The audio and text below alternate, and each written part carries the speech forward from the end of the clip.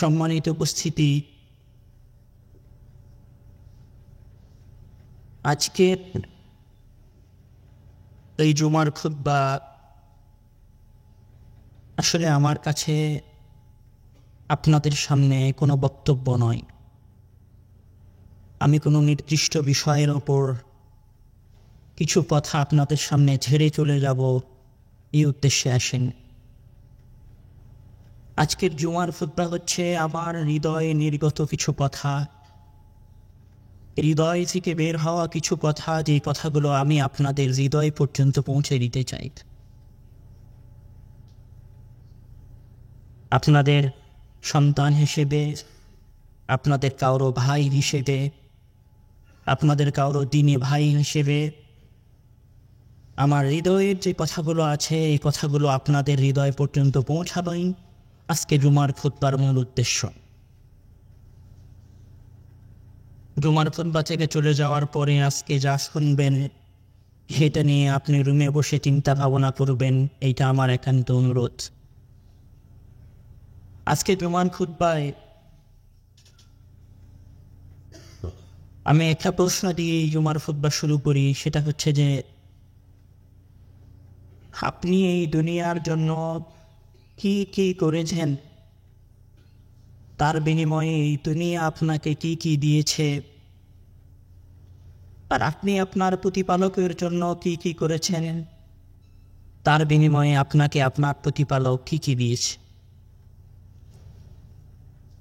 আমি যদি আপনার জীবনের গল্পটা ঠিক এইভাবে ধরি যে আপনি বাংলাদেশের নোয়াখালী, রাজশাহী, নীলফামারী, পটুয়াখালী, কুমিল্লা অঞ্চলের অসহায় দরিদ্র পরিবারের মানুষ, আপনার বাবার সংসার চালানোর জন্য আপনার বাবার যে সর্বশেষ জমিটুকু ছিল সেই জমিটুকু বিক্রি করে আপনি এই দেশে এসেছেন কিছু টাকা উপার্জনের উদ্দেশ্যে।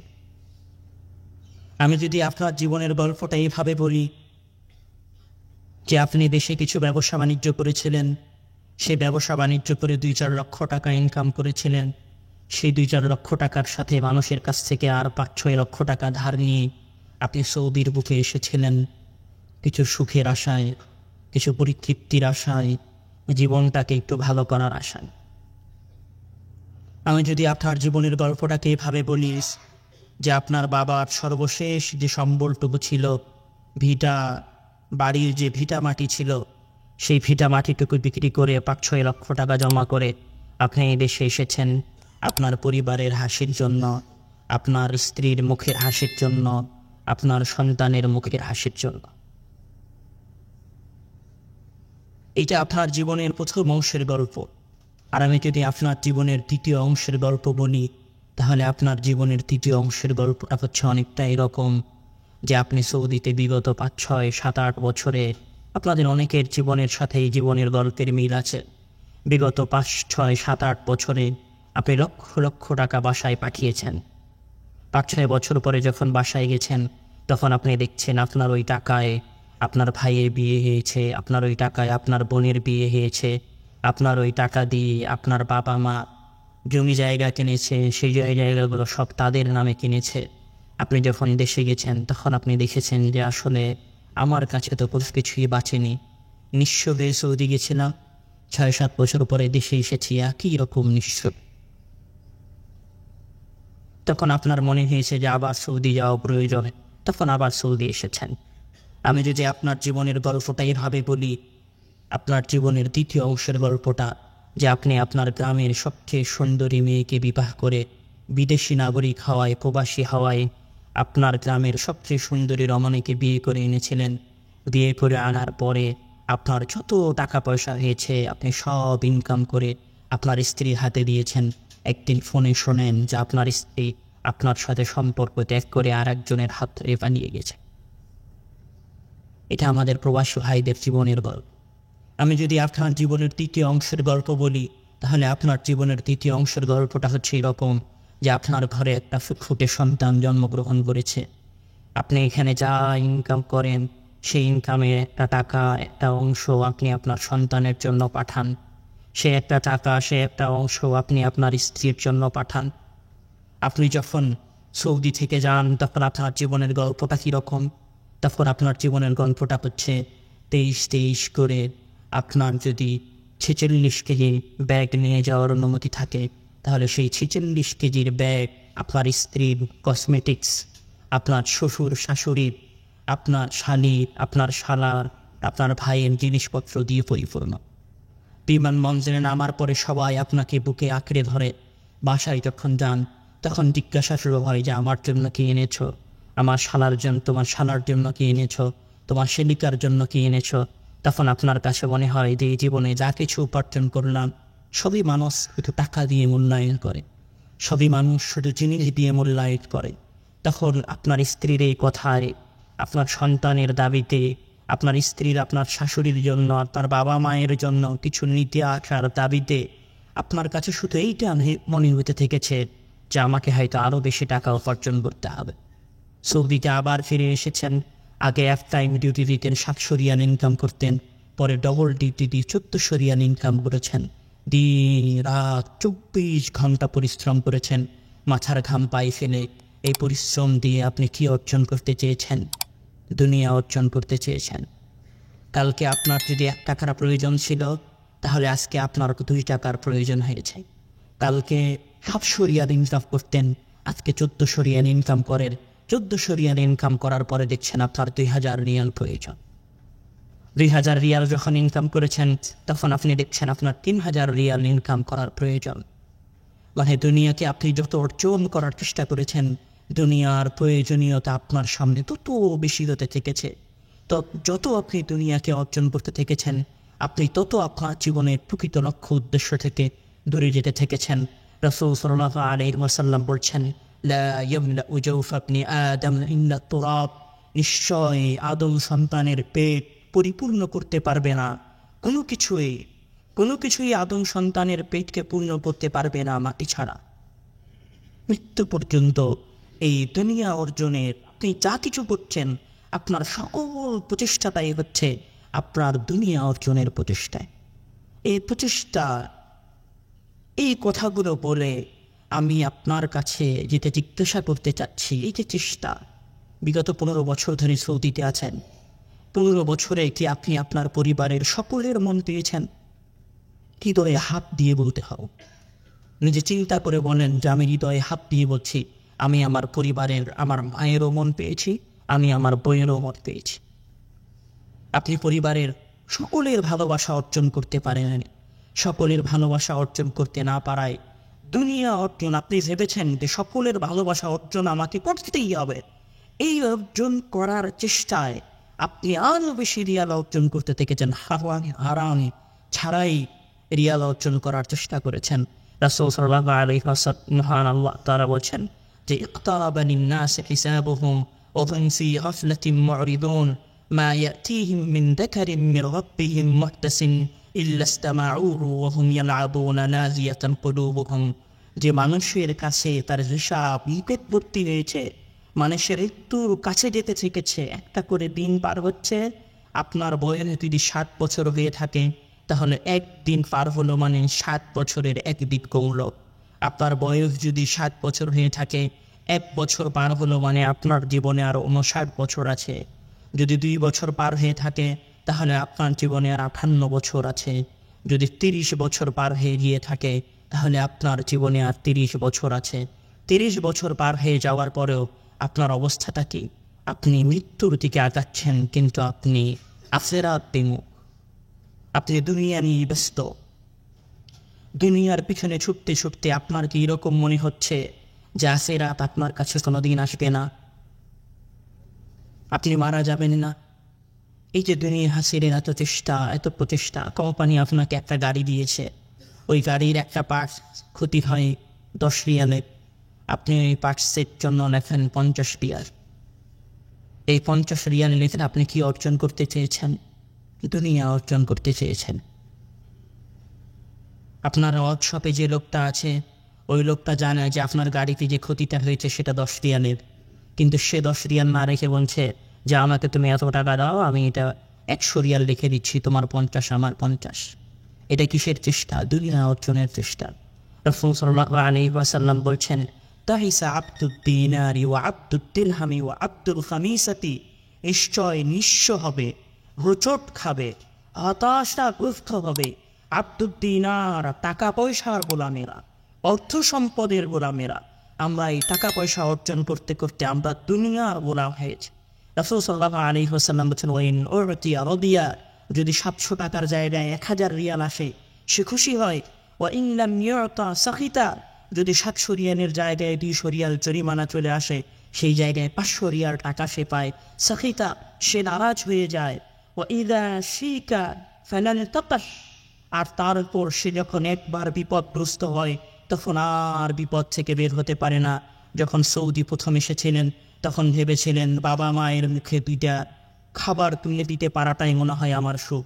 2-3 বেলা খাবার দিয়েছেন, 3 বেলা খাবারের পরে মনে হয়েছে একটা বাড়ি করা বড় সুখ। আবার বাড়ি করেছেন, বাড়ি করা শেষ হয়েছে, তখন মনে করেছেন যে সন্তানদের একটা ভালো লাইফ স্টাইল দেওয়া আমার জন্য বড় সুখ। তখন সন্তানদের একটা ভালো লাইফ স্টাইল দিয়েছেন, তারপরে ভেবেছেন নিজের কিছু জমি জায়গা কিনতে হবে, তখন সেই জমি জায়গা অর্জনের চেষ্টা করেছেন। একটা গেছে আর একটা এসেছে, আর একটা গেছে আর একটা এসেছে, এক বিপদ থেকে উঠেছেন আর একটা বিপদ মাথার উপরে চেপেছে। স্ত্রীর চিকিৎসা শেষ করেছেন, দেখছেন সন্তানের রোগ হয়েছে, সন্তানের চিকিৎসা শেষ করেছেন, দেখছেন মায়ের রোগ হয়েছে, মায়ের চিকিৎসা শেষ করেছেন, দেখছেন বাবার রোগ হয়েছে। কালকে স্ত্রীর 100 রিয়াল প্রয়োজন ছিল, আজকে সন্তানের 100 রিয়াল প্রয়োজন, আজকে সন্তানের 100 রিয়াল প্রয়োজন, তো কালকে আপনার বাবার 100 রিয়াল প্রয়োজন। রাসূল সাল্লাল্লাহু আলাইহি ওয়াসাল্লাম বলছেন যে ইযা শিকা ফালালতাকাশ, যখন সে একবার দুনিয়ার প্রয়োজনের পিছনে ছুটতে শুরু করেছে তখন সে আসলে আর দুনিয়ার প্রয়োজন থেকে বের হতে পারেনি। কিন্তু আপনার সকলের কাছে আমার একটা প্রশ্ন, এই যে দুনিয়া হাসিলের এই চেষ্টা আপনি করেছেন, এই চেষ্টার মাঝে আপনার সন্তান কি আপনার অবাধ্য হয়নি? আপনার স্ত্রী কি কোনোদিন আপনার সাথে মিথ্যা কথা বলেনি? আপনার বাবা মা কি কোনোদিন আপনার সাথে জুলুম নির্যাতন করেনি?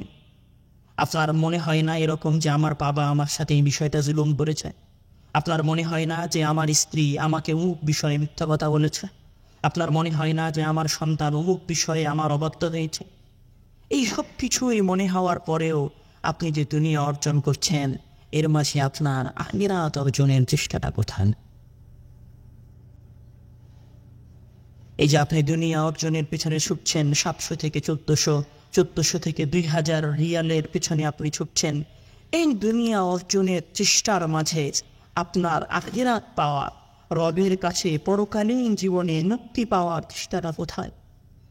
মহান আল্লাহ তাআলা কোরআনের মধ্যে বলছেন যে আউযু বিল্লাহি মিনাশ শাইতানির রাজীম, আলহাকুমুত তাকাসুর হাত্তা যুরতুমুল মাকাবির, কাল্লা সাওফা তা'লামুন সুম্মা কাল্লা সাওফা তা'লামুন কাল্লা লাউ তা'লামুনা ইলমাল ইয়াকিন লাতারাউন্নাল জাহিম। আলহাকুমুত তাকাসুর, আম্মা পারার একটা সূরা, আপনারা সবাই জানেন। আলহাকুমুত তাকাসুর, দুনিয়ার প্রাচুর্যতা, দুনিয়ার লোভ, 1000 রিয়াল, 100 রিয়াল, অতিরিক্ত 50 রিয়ালের লোভ তোমাদেরকে দুনিয়ায় নিমজ্জিত করে রেখেছে, তোমাদেরকে অবহেলার মাঝে ডুবিয়ে রেখেছে, তোমাদেরকে আফরাত বিমুখ করে রেখেছে। কাল্লা সাওফা তা'লামুন, অবশ্যই তোমরা জানবে যে ইহকালীন জীবনটা প্রকৃত জীবন নয়। তুম্মা কাল্লা সাওফা তা'লামুন, অতঃপর কখনো নয়, অবশ্যই তোমরা জানবে যে ইহকালীন জীবনটা প্রকৃত জীবন নয়, বরং ইহকালীন জীবনের পরেও একটা পরকালীন জীবন আছে। এটা কখন জানতে পারবা? হাত্তা যুরতুমুল মাকাবির, যখন তোমরা এই দুনিয়ার পিছনে ছুটতে ছুটতে কবর পর্যন্ত গিয়ে পৌঁছাবা, তখন তুমি বুঝতে পারবা যে দুনিয়ায় যা কিছু ছিল সেটা আসলে 60 বছরের জন্য ছিল। এই দুনিয়ায় যা কিছু ছিল সেটা আসলে 70 বছরের জন্য ছিল। এই দুনিয়ায় যা কিছু ছিল সেটা আসলে 80 বছরের জন্য ছিল। জীবনের প্রকৃত সত্যতা কি? জীবনের প্রকৃত সত্যতা হচ্ছে মৃত্যুবরণ করা। জীবনের প্রকৃত সত্য হচ্ছে কবরে যাওয়া। জীবনের প্রকৃত সত্য হচ্ছে কিয়ামতের দিন আল্লাহর সামনে দাঁড়ানো। কেন আপনার বিশ্বাস হয় না যে কিয়ামত হবে না? আপনি মুসলিম নন, আপনি বিশ্বাস করেন না যে কিয়ামত হবে? কিয়ামতের দিন আপনি আল্লাহর সামনে দাঁড়াবেন। কিয়ামত হচ্ছে ওই দিন যেদিন আপনি সবচেয়ে বেশি নিঃস্ব হবেন, সবচেয়ে বেশি অসহায় হবেন, সবচেয়ে বেশি নিরুপায় হবে। কিভাবে সবচেয়ে বেশি নিরুপায় হবেন জানেন? আজকে এই হাতটা আপনার কথা শোনে না, এখান থেকে মোবাইলটা ধরলে মোবাইলটা ধরে এখানে রাখা যায় না, রাখা যায়। পা দিয়ে হাঁটতে চাইলে হাঁটা যায় না, হাঁটা যায়। এই যে আমি কান দিয়ে শুনছি, আমি যদি বলি আর কথা শুনবো না, কানের মধ্যে আঙ্গুল দিবে, আমি কি আর কিছু শুনতে পাই? শুনতে পাই। এই যে আমি দেখছি না, আমি যদি মনে করি যে আমি আর দেখবো না, তাহলে আমি আর দেখতে পাবো না। এটা আপনার সক্ষমতা। কিন্তু কতদিন যদি এরকম হয় যে আপনার এই হাতটা আপনার কথা শুনবে না, কোনোদিন যদি এরকম হয় যে আপনার পাটা আপনার কথা শুনবে না, কোনোদিন যদি এরকম হয় যে আপনার কানটা আপনার কথা শুনছে না, কোনোদিন যদি এরকম হয় যে আপনার চোখটা আপনার কথা শুনছে না, আপনার কাছে অসহায়ত্ব বলতে কি? মেডিকেলে গেছেন কোনোদিন, ওই যে পা ভাঙা মানুষটা আছে না, মানুষটার যখন পা ভেঙে পড়ে থাকে তখন সে কাটাতে পারে না, পাটা লড়াতে পারে না, তখন সে মনে করে আমি পৃথিবীর সবচেয়ে বড় অসহায়। এরকম একটা অসহায়ত্ব আপনার জীবনে একবার আসবে, এরকম কৃপায় আপনি একবার পাবেন। সেটা কোন দিন? কিয়ামত আসবে না, কিয়ামত আসবে না। আমার কথার উত্তর দেন, কিয়ামত আসবে না আসবে না? বিশ্বাস করেন না কিয়ামত আসবে? তো মহান আল্লাহ তাআলা বলেছেন, আউযু বিল্লাহি মিনাশ শাইতানির রাজিম, ويوم يحشر أعداء الله إلى النار فهم يوزعون حتى إذا ما جاءوها شهد عليهم سمعهم وأبصارهم وجلودهم بما كانوا يعملون وقالوا لجلودهم لم شهدتم علينا قالوا أنطقنا الله الذي أنطق كل شيء وهو خلقكم أول مرة وإليه ترجعون وما كنتم تستترون أن يشهد عليكم سمعكم ولا أبصاركم ولا جلودكم ولكن ظننتم أن الله لا يعلم كثيرا مما تعلمون তরবেছেন ওয়াইয়াউমা ইউহশারু আ'দাউল্লাহি ইলান নার। আর কিয়ামতের দিন আপনাকে, এই আব্দুর রহমানকে, ওই মনিরকে, ওই আনোয়ারকে, ওই খবিরকে, ওই হাকিমকে আল্লাহ তাআলা কিয়ামতের দিন জাহান্নামের সামনে একত্রিত করবেন। হাকিকাতান বাস্তব কথা বলছি, এটা আপনাকে বিশ্বাস করতে হবে। আপনি বিশ্বাস করেন যে আল্লাহ তাআলা কিয়ামতের দিন আপনাকে জাহান্নামের সামনে একত্রিত করবেন। তখন শাহিদা আলাইহিম সামউহুম, আল্লাহ তাআলা বলছেন যে তার কান, আপনার কান আপনার বিরুদ্ধে সাক্ষ্য দিবে। আপনার কান ওই দিন জাহান্নামের সামনে দাঁড়িয়ে আপনার প্রতিপাদকের সামনে বলবে, আল্লাহ ওই কান দিয়ে 1000 দিন গান শুনেছিল, আল্লাহ ওই কান দিয়ে 1000 দিন নবী দেখেছিল, আল্লাহ ওই কান দিয়ে বক্তব্য শুনতে পেয়েছে, ইমামের নাসিহা শুনেছে, কিন্তু এই নাসিহা শোনার পরেও ওই মসজিদে আগে আসেনি। আপনার এই চোখ, যে চোখ দিয়ে আপনি সুন্দরী রমণীকে দেখেছেন, যে চোখ দিয়ে আপনি জেরা করেছেন, আল্লাহে আল্লাহর কসম, আল্লাহর কসম, আল্লাহর কসম, কিয়ামতের দিন আপনার এই চোখ আপনার বিরুদ্ধে সাক্ষ্য দিবে। আজকে চোখের পাওয়ার কমে গেলে চোখে চশমা দেন, এই চোখের আপনি হেফাজত করেন, ধুলা লাগলে চোখটা থাকে, কিয়ামতের দিনে চোখ আপনার বিরুদ্ধে সাক্ষ্য দিবে। মহান আল্লাহ তাদের চামড়া সাক্ষ্য দিবে। আর যখন কাজ থেকে আসেনি তখন আপনার হাতটা সাবান দিয়ে ধর না, গোসল করার সময় শরীরের ময়লাগুলো সাবান দিয়ে পরিষ্কার করেন না, শীতে যেন চামড়াটা না শীতে যায় এই জন্য এই চামড়ায় ক্রিম দেন না। আপনার এই যত্নের চামড়া আপনার বিরুদ্ধে সাক্ষ্য দিন, আপনার এই যত্নের চোখ আপনার বিরুদ্ধে সাক্ষ্য দিবে। চিন্তা করে যদি আজকে মেডিকেলের ওই লোকটা বড় অসহায় হয়, তাহলে কিয়ামতের দিন যদি আপনার চোখ আপনার সকল কাজের বিরুদ্ধে সাক্ষ্য দেয়, কি মনে হয় আপনি জীবনে পাপ করেন? কি মনে হয় আপনি কোনোদিন এই চোখ দিয়ে চোখের জ্ঞান করিনি? কি মনে হয় আমি আপনি কোনোদিন কান দিয়ে গান শুনিনি? কি মনে হয় আমি আপনি শতদিন এই মসজিদে এই জালসায় সলাতের নসিহা শোনার পরে সলাত আদায় করতে আসি? এরকম জীবনে হয়নি। মোবাইল দেখতে দেখতে ফজর হয়ে গেছে, ফজরের হাজার আপনার কানে এসেছে, মোবাইল দেখতে আপনি ঘুমিয়ে গেছেন, এরকম আপনার জীবনে হয়নি?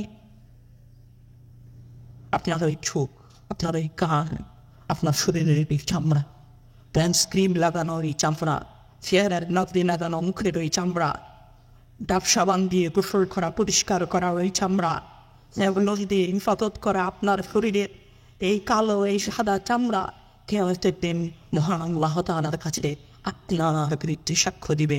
তখন আপনি নিরুপায় হয়ে বলবেন, লিমা শাকিত্তু আলাইনা, হে আমার প্রিয় চামড়া, হে আমার প্রিয় চোখ, হে আমার প্রিয় কান, তুমি আমার বিরুদ্ধে কেন সাক্ষ্য দিচ্ছ? আমি কি তোমার হিফাজত করিনি? আমি কি ধুলে বালি থেকে তোমার চোখ, হে আমার চোখ, আমি কি তোমাকে রক্ষা করি? ছিটে যাওয়া থেকে আমি কি তোমাকে হেফাজত করিনি? তাহলে আজকে কি আমাদের দিন তুমি আমার বিরুদ্ধে সাক্ষ্য দিচ্ছ? তখন ওই চামড়া ওই চোখ বলবে,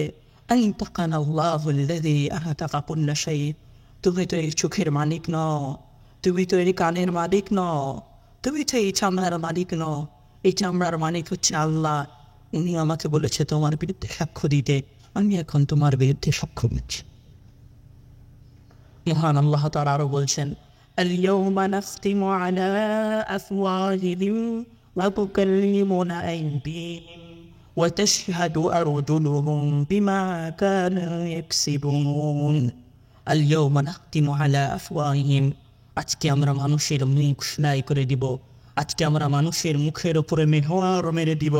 ওয়া তুকাল্লিমুনা আইদিহিম, আজকে মানুষের হাত কথা বলবে।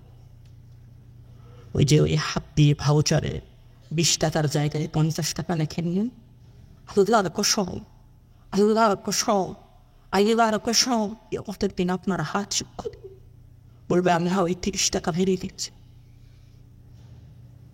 মোবাইলের বাটনে মুভের চাপ দেননি, রবরা ভিডিও ছাপ দেননি, আপনার এই হাত কিয়ামতের দিন আল্লাহর সামনে বলবে, আল্লাহ ওই মোবাইলে অমুক অমুক ভিডিও সম্পর্কে শাস্তি দিয়েছে।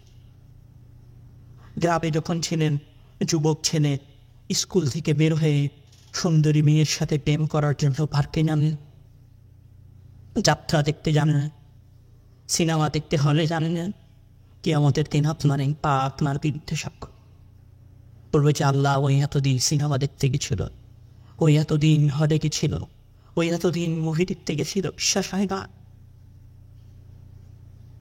এগুলো সব আল্লাহ বলছিল। আমি আব্দুর রহমান বলিনি, আমি আব্দুর রহমান মিথ্যা বলতে পারি, আমি আব্দুর রহমান কথা বানিয়ে বলতে পারি, আমি আব্দুর রহমান অহেতুক কথা বলতে পারি। আল্লাহ অহেতুক কথা বলে না, আল্লাহ মিথ্যা বলে না, আল্লাহ মানুষের সামনে কোনো কিছু নাটকবাজি করে না। আল্লাহ যা কোরআনের মধ্যে বলেছে তার সব দেহান আল্লাহ তাআলা বাস্তবায়ন করবে। এইরকম একটা অসহায়ত্বের দিক আপনার জীবনে কি মনে হয় এর চেয়ে অসহায় দিক কোনোদিন আসবে? মানে আপনার পা যদি আপনার কথা না শোনে, এর চেয়ে অসহায় দিন আপনার কাছে আসতে পারে?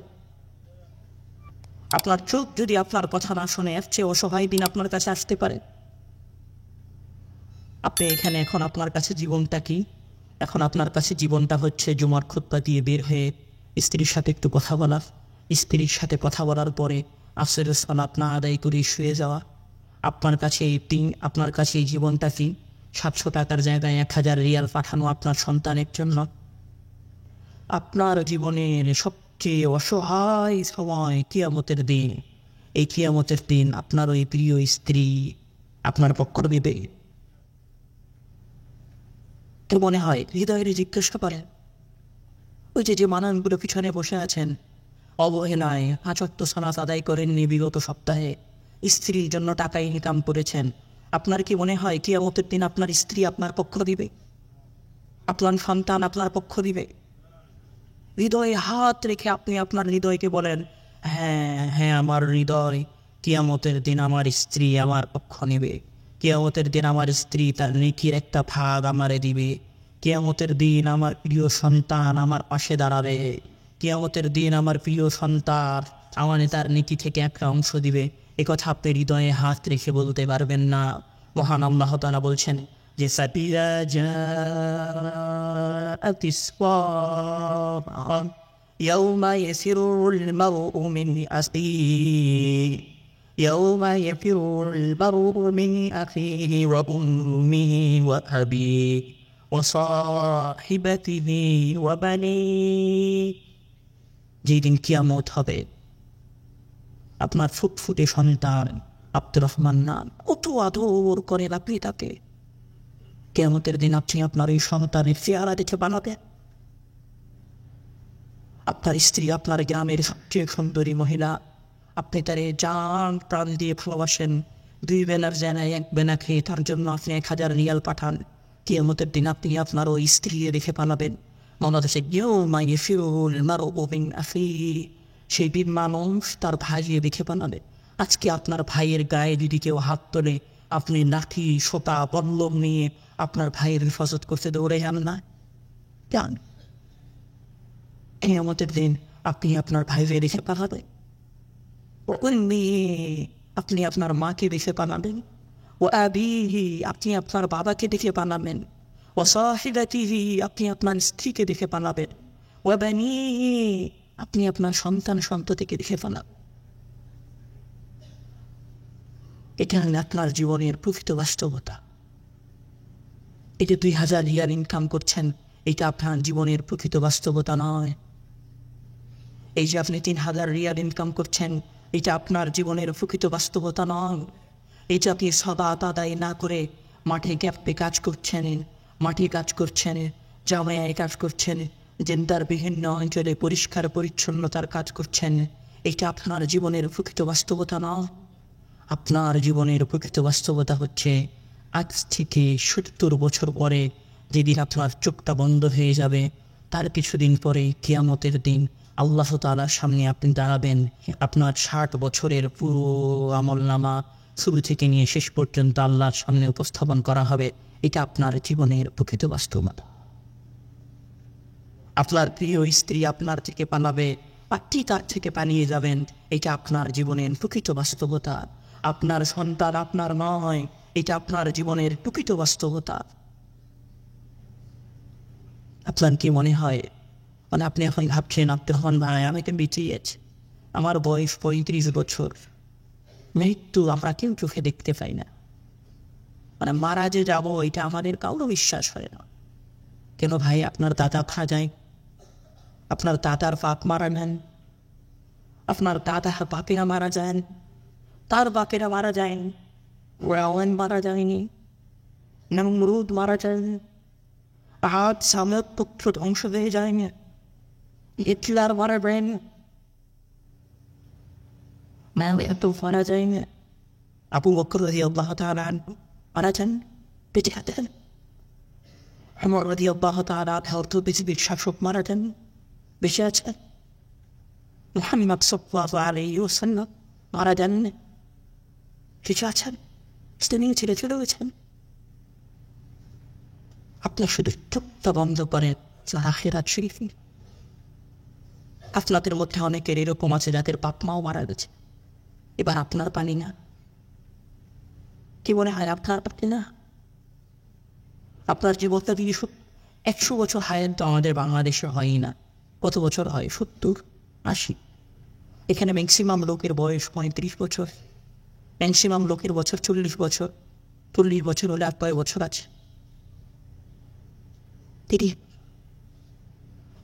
বছর পার হয়ে নেয়, 30 বছরও চোখের পলকে পার হয়েছে। চোখ বন্ধ করতে দেরি হবে না, আখিরাত শুরু হয়ে যাবে।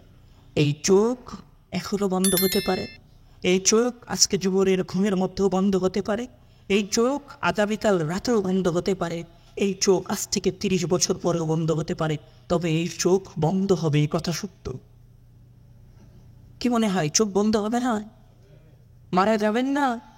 ওই যে পিছনে মসজিদের বাইরে যে ভাইরা এসেছেন, তারা ভাবছেন যে দুনিয়াই তো আমাদের জীবন, চলো ভাই মারা যাবেন না, মুসলিম নন, বিশ্বাস করেন না যে মৃত্যু বরফ করবেন।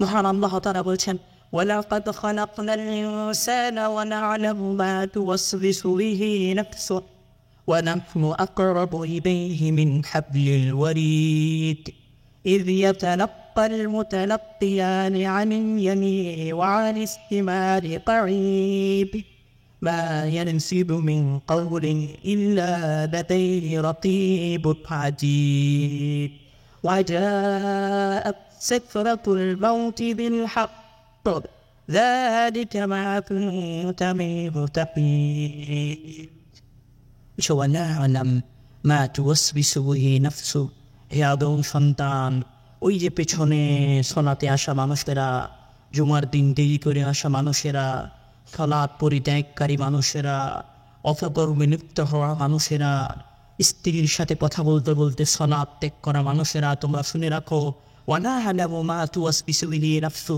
তোমাদের আত্মা মনে মনে যে কথাটা বলে সেটাও আমি আল্লাহ জানি। তোমাদের ঘাড়ের ওপরে দুইজন হিসাব রক্ষণকারী বসে আছে। ইয ইয়াতানাক্কাল মুতানাক্কিয়ানি আনিল ইয়ামিন ওয়া আনিশ শিমাল, তোমাদের বাম কাঁধে একজন আছে, তোমাদের ডান কাঁধে একজন আছে।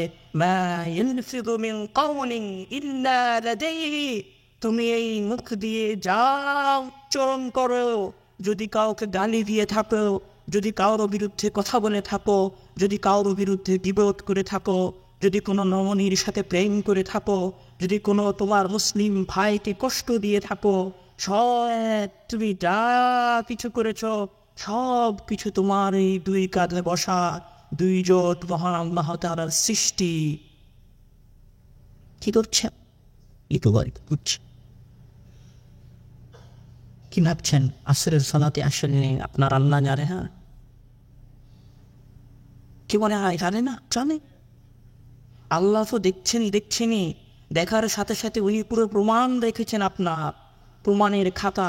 আজকে যেমন ওই যে আপনার মোবাইলের গুগল ক্রোমে গিয়ে হিস্টোরিতে চাপ দিলে পুরো হিস্টোরি বের হয়ে আসে না? আল্লাহ কিয়ামতের দিন আপনার পুরো হিস্টোরি আপনার সামনে পেশ করে দিবে। পেশ করে দেওয়ার পরে বলবে, এবার বল তুই জাহান্নামের যোগ্য নাকি তুই জান্নাতের যোগ্য? জাহান্নামের যোগ্য হলে জাহান্নামে, জান্নাতের যোগ্য হলে জান্নাতে। فأما من أوتي كتابه بيمينه فيقول هاؤم اقرءوا كتابيه, যদি আমলনামা ডান হাতে আসে তাহলে রাস্তা জান্নাত। وأما من أوتي كتابه بشماله, আর যদি আমলনামা বাম হাতে আসে, فأما من أوتي كتابه بشماله فيقول يا ليتني لم أوت كتابيه, হায় যদি আমার হিসাব না হতো। তখন আল্লাহ তাআলা বলবেন, খুযূহু ফাগুল্লু, ওরে ধরো, ওরে বাঁধো, ওরে জাহান্নামের মধ্যে নিক্ষেপ করো। যে আব্দুল্লাহ আজকে ফজরের সালাত আদায় করেনি, যে আব্দুর রহমান গতকাল আসরের সালাত আদায় করেনি, যে আব্দুর রহমান তার আগের দিন ইশারের সালাত আদায় করেনি, যে আব্দুল জব্বার বিগত এক সপ্তাহে একত্র সালাত আদায় করেনি, সেই আব্দুল জব্বার, সেই আব্দুল যিনি, সেই আব্দুল গনি, সেই রুহান, সেই সাজিদরে ধরে মহান আল্লাহ তাআলা কিয়ামতের দিন বলবেন, খুযূহু ফাগুল্লু, ওরে ধরো, ওরে জাহান্নামে নিক্ষেপ করো। ওয়াজাআত সাকরাতুল মাউত বিল হক, আপনার এই পুরো আমলনামার সাথে সাথে ওয়াজাআত সাকরাতুল মাউত, একদিন মৃত্যুর কষ্ট আপনার দরবারে এসে হাজির হবে। মা কুনতা মিনহু তাহীদ, এই মৃত্যু থেকে পালানোর কোনো অপশন থাকবে না।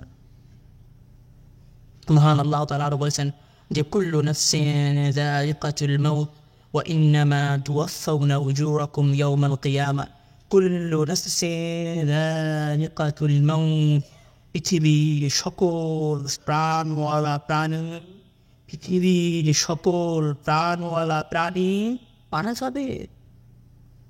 ওই যে ব্যক্তি আজকে মসজিদের শেষে এসেছে সেও মারা যাবে, আর আজকে যে মসজিদের প্রথম সারিতে এসেছে সেও মারা যাবে।